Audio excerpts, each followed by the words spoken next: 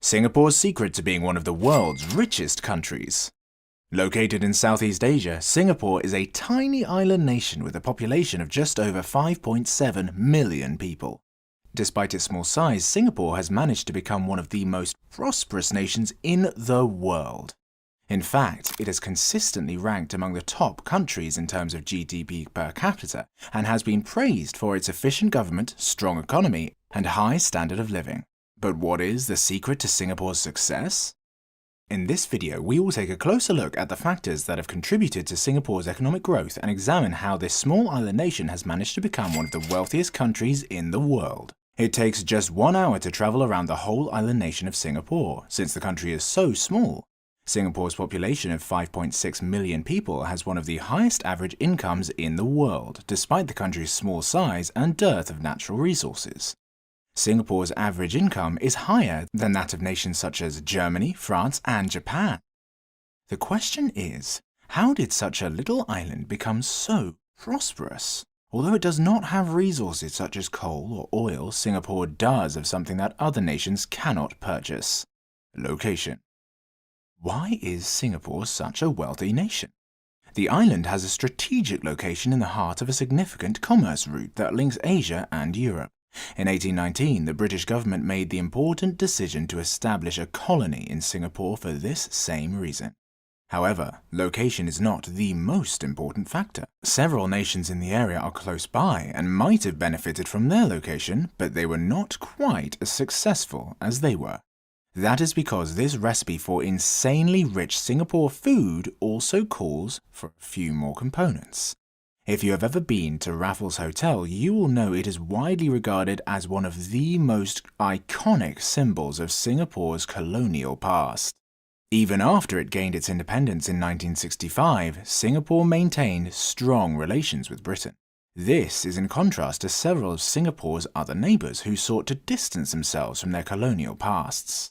This judgment sent a message to the rest of the world that Singapore was ready to welcome new commercial ventures. This is significant since it has become common knowledge that increased exports contribute to the expansion of growth of an economy. However, at that time, it was not considered common knowledge. Since the 1960s, Singapore, Hong Kong, Taiwan, and South Korea have been collectively referred to as the 4 Asian Tigers due to their fast economic development. Their ascent was powered by exports, industrialization, and, most importantly, significant amounts of involvement on the part of the government. This was particularly true of the country of Singapore. Even though there was a high unemployment rate at the time, labour strikes were widespread on the island in the 1960s. On top of that, there was a housing shortage, and Singapore is home to one of the biggest slum settlements in the whole world. This contributed to the situation. The question, therefore, is how can you train your workforce to be more disciplined to entice investment? Well, you offer them something to work towards, like a home of their own, and that's why one of the first government organizations that were established in Singapore was focused on providing inexpensive public housing for the population there. In the 1960s, barely 9% of the population lived in public housing. Now, that number is more than 80%. When you throw in increased rights for employers, strikes have become incredibly uncommon. The unemployment rate went from an estimated 14% in 1959 to 4.5% in the 1970s as a result of the government's efforts to attract foreign investment via tax incentives. This led to growth in the economy and a reduction in the jobless rate. Why is everything in Singapore so darn expensive? By the 1980s, Singapore had developed into a regional manufacturing center and had become the leading manufacturer of hard drives in the world. However, the manufacturing sector only amounts for roughly 20% of Singapore's GDP today. Take a peek at how quickly Singapore's GDP has been growing. You can see 2 major upticks, the first one starting in the late 80s and the second one commencing at the beginning of the new century. Ironically, Singapore may credit the global economic slowdown for that. You see, in 1985, Singapore had its first recession since the country gained its independence. As a result, the government was forced to implement new policies. To make state-owned businesses, such as telecommunications industry, more competitive, they were privatized. After that, at the turn of the century, service sectors, such as banking and insurance, were further opened up to competition and liberalization. This openness contributed to the increase in the percentage of services in the economy, which went from barely 24% of the GDP in 1985 to more than 70% in 2017.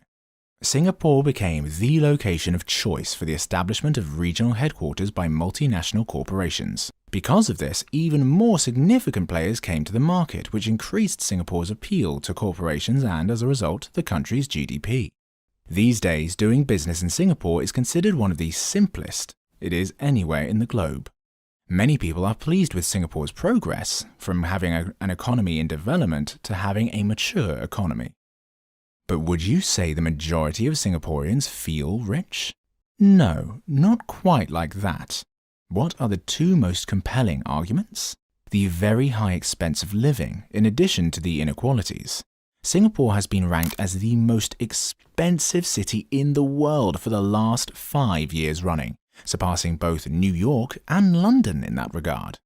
This is partly attributable to the fact that Singapore has some of the highest automotive taxes in the world, making it the most costly country in the world to both acquire and operate an automobile. Additionally, it is the third most costly location on the planet to shop for garments.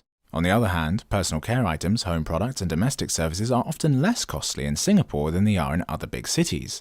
The median monthly wage in Singapore is $3,270, which is rather low considering the country's high GDP per capita. That may not seem like a big deal, but around 20% of that must be placed in the mandated savings account. However, although it is possible to utilize that account to pay for things like housing, education, and medical expenses, it does limit the population's overall buying power. Another significant factor that has contributed to Singapore's wealth is its strong focus on education. The government invests heavily in the education system, ensuring that its citizens are well equipped with the knowledge and systems needed to succeed in today's global economy. This emphasis on education has led to a highly skilled and productive workforce, which has in turn attracted even more foreign investment. Furthermore, Singapore's reputation for having a strong education system also makes it an attractive destination for expatriates and their families, further contributing to the overall economic growth and diversity of the nation. Why is Singapore's social structure so unequal? You're likely familiar with the movie Crazy Rich Asians, which took place here in Singapore, and it's no surprise, because Singapore is home to around 184,000 billionaires, earning it the title, Land of the Crazy Rich. That is encouraging news. On the other hand, when compared to other industrialized nations, the level of inequality in Singapore is rather high. Let's look at the Gini coefficient, which is a scale that is used to assess inequality. On this scale, 0 indicates the most equal situation and 1 indicates the most unequal. In 2017, the Gini coefficient for Singapore was 0.356, after taking into account the effects of taxes and transfers. Although it scored better than other nations such as the United States, it fared worse than others such as the United Kingdom, Japan, Korea, and Germany. Is that number going to be that problematic? Books similar to this one flew off the shelves when that question was asked. Following the discovery by a think tank that Singaporeans who reside in public housing have on average less than one friend who lives in private housing, public housing residents have sparked public discussion on the gap that exists between different socioeconomic groups in Singapore. The problem of inequality has been designated by the government as a top national concern. Nevertheless, it is not yet clear whether or not it is a challenge that can be properly addressed.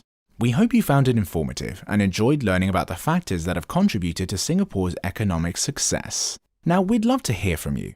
What do you think are some of the key factors that have made Singapore such a prosperous nation? Do you have any thoughts or questions about Singapore's economy or government policies? Let us know in the comments below, and don't forget to subscribe to our channel for more videos on interesting and informative topics. Thanks for watching.